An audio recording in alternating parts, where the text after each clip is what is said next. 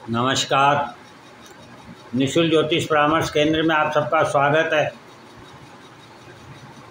जैसा कि हमने गुरु का कर्क राशि में जो गोचर प्रभाव 18 अक्टूबर को होने जा रहा है उसके बारे में जानने का प्रयत्न किया। आज हम इसे और एक साधारण भाषा के द्वारा समझने का प्रयत्न करते हैं। गुरु ज्ञान है और कर्क राशि बहता जल है, गंगा जल, पवित्र जल, शुद्ध जल।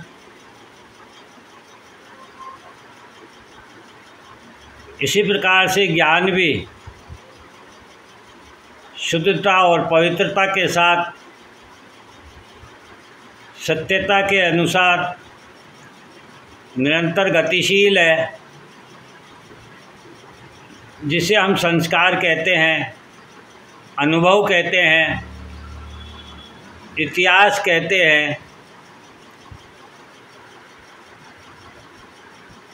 जो पूर्व जन्म से वर्तमान में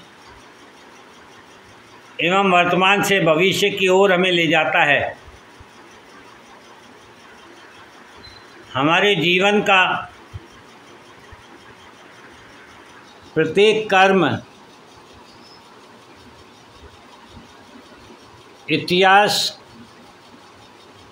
के अनुभव के आधार पर गतिशील होता है। ठीक इसी प्रकार से कर्क राशि के स्वामी चंद्रमा हैं और चंद्रमा आपका मन है। मन जो आपको इमोशन देता है और इमोशन आपको विचार देते हैं और विचार आपको बुद्धि देते हैं और बुद्धि आपको कर्म करने की प्रेरणा देती है। वही कर्म आपके भाग्य का निर्माण करता है। शुद्ध और पवित्र कर्म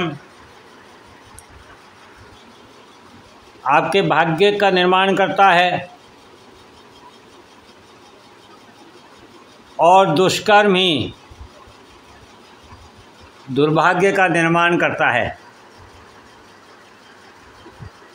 और भाग्य के स्वामी स्वयं गुरु होते हैं, जो धर्म और ज्ञान है, अनुभव है, पूर्वज है। ठीक इसी प्रकार से चंद्रमा मन की कर्क राशि से यानी 4 नंबर राशि से हम गुरु की धर्म ज्ञान की जो धनु राशि है उसका संबंध देखें तो एक षडाष्टक योग बनाती है।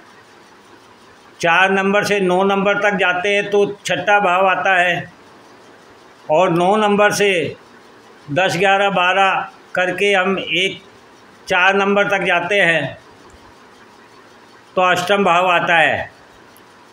अर्थात मन से गुरु की धनु राशि छठे भाव में है और धनु राशि से कर्क राशि अष्टम भाव में है। इसी को षडाष्टक योग कहते हैं। और छठे भाव ऋण रोग शत्रु का होता है। मन की स्वतंत्रता के लिए ये जो गुरु का धर्म है, ज्ञान है,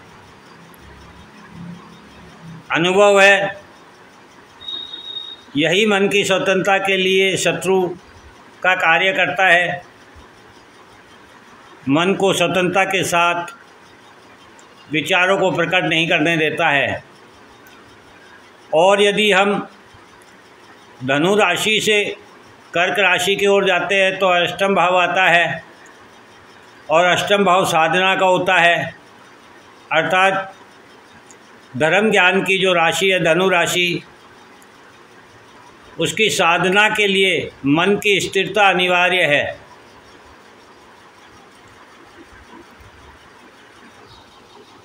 अतः इसका शुभ प्रभाव यदि जानना चाहते हैं तो मन में गुरु भावना का जागृत होना, मन से बुराइयों का नाश होना, धर्म, ज्ञान, आस्था, विश्वास, संस्कार से सुख संतुष्टि का प्राप्त होना और अपने जीवन में किसी न किसी रूप में गुरु का प्राप्त होना।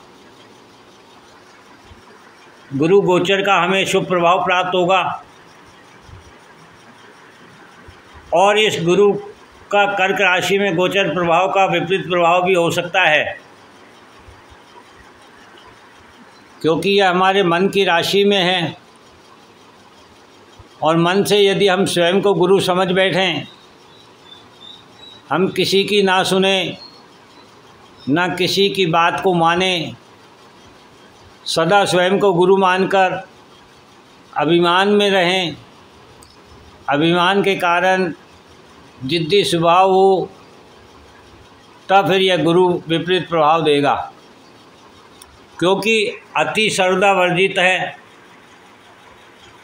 और गुरु उच्च का होकर अति कर सकता है, क्योंकि यह मन की राशि में है। जिस प्रकार से एक घुड़सवार को घुड़सवारी आनी चाहिए, सैनिक को हथियार चलाना आना चाहिए, धनवान को धन का महत्व समझ आना चाहिए, ऊर्जावान व्यक्ति को ऊर्जा का उपयोग आना चाहिए, एक सम्मानीय व्यक्ति को सम्मान प्राप्त करना आना चाहिए।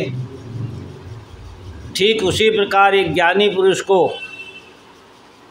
ज्ञान के महत्व को समझ में आना अनिवार्य है, अन्यथा गुरु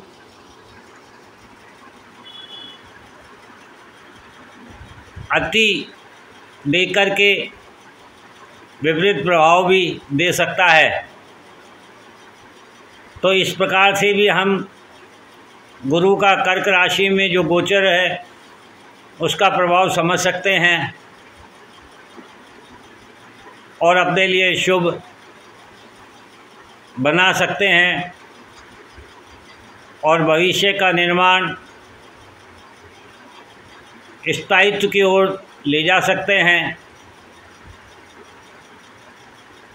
नश्वरता से मुक्त हो सकते हैं और मोक्ष और मुक्ति का मार्ग प्रशस्त कर सकते हैं। जय हिंद, जय भारत।